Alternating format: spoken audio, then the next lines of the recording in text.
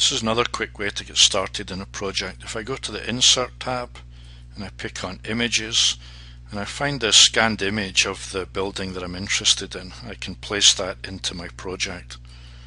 I'm dropping it into that space and I can see it. Now the actual square grids that are shown on the floor here are 6 feet in size. So you'll see that I don't know in advance what size my image is going to be.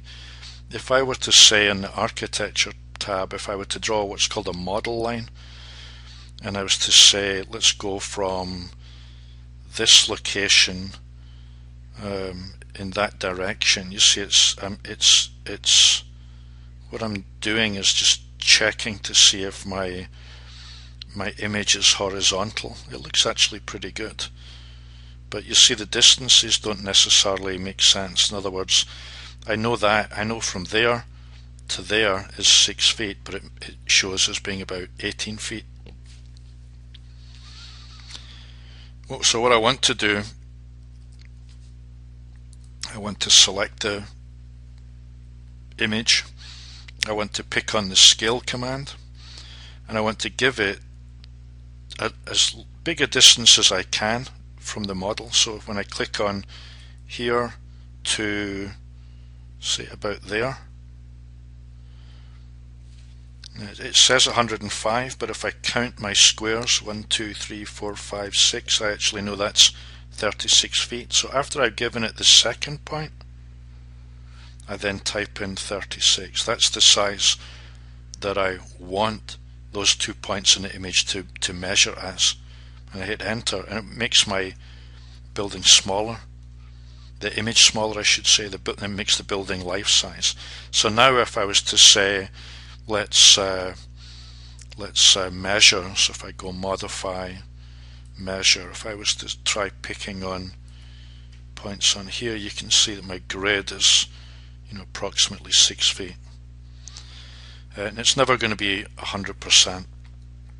And if you needed to adjust your image because maybe it wasn't quite horizontal, you could use the rotate command and then apply whatever rotation angle you want. Suppose I rotate that by 1 degree just to turn it a little bit, but I'll Control Z to go back. But that's the kind of correction that you can make.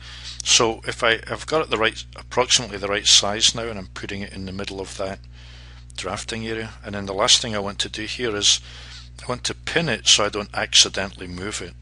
Right? So by picking it and clicking on the push pin, I can either pin it or unpin it.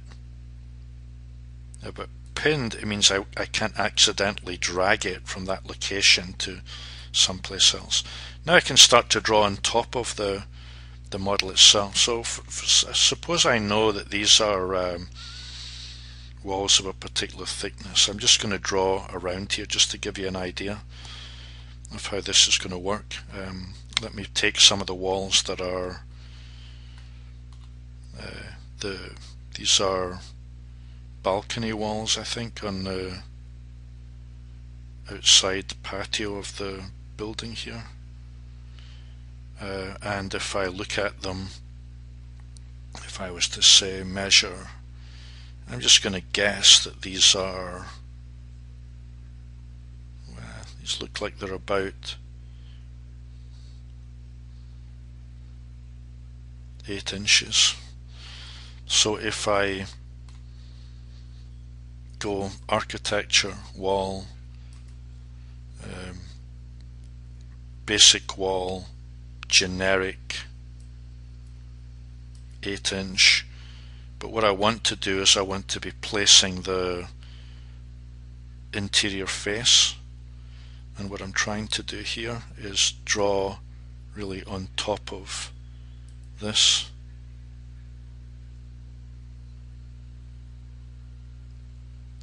Oh, I got wall center line, that's what's going on. So let me pick that again. Wall 8 inch, but I'm placing the interior face. That's the back of the seating, so up to there's my inside, my walls on top of this, and I'm placing that in my project. Now I'd done one thing that I need to explain. I'd switched off the display from being hidden, which it normally is, to being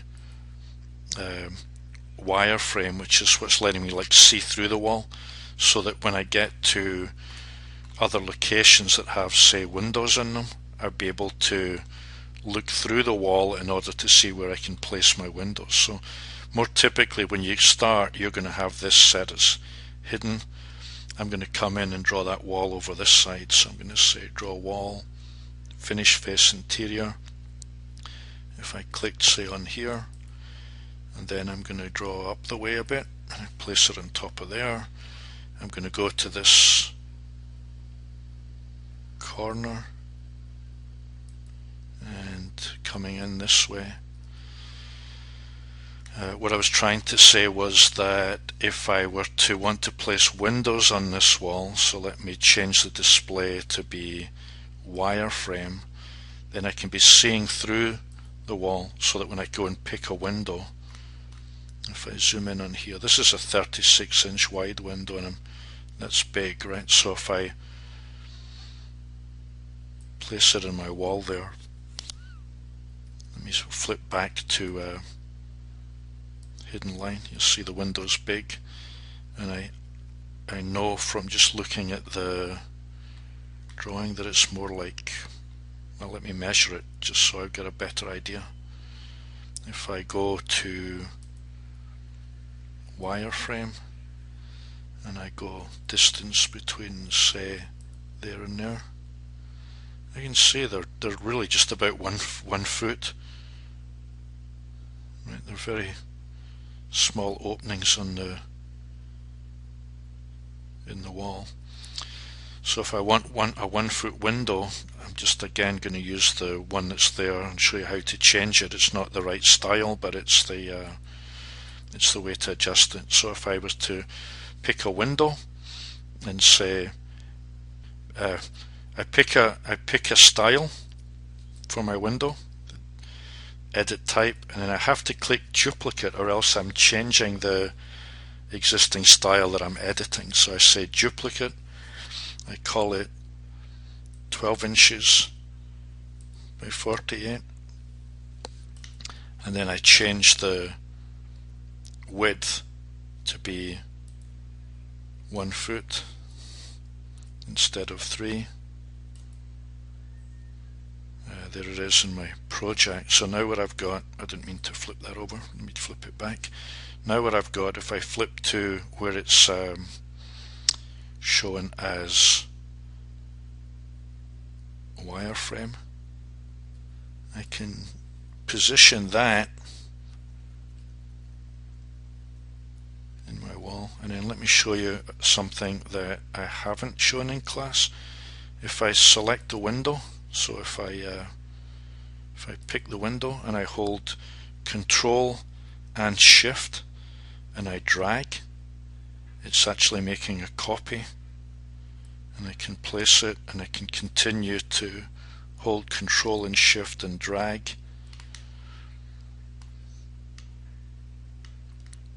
Let me get a little bit closer to the here. So I'm over there, Control Shift, and it's selected, and I'm dragging and it's making a copy. And one more time. Right, so if I looked at this in 3D, let me double click to fit it. What I did was put in those windows on the floor plan itself. If you wanted to hide it in the view, unlike the drawing that's controlled by VG, if you pick the graphic and you come down to the spectacles, you could say hide the element, meaning hide the graphic that's in here, and when you need to get it back you can right click and say reset to show it back in the model again. But that would be another way of working quickly on a project using an image as a background.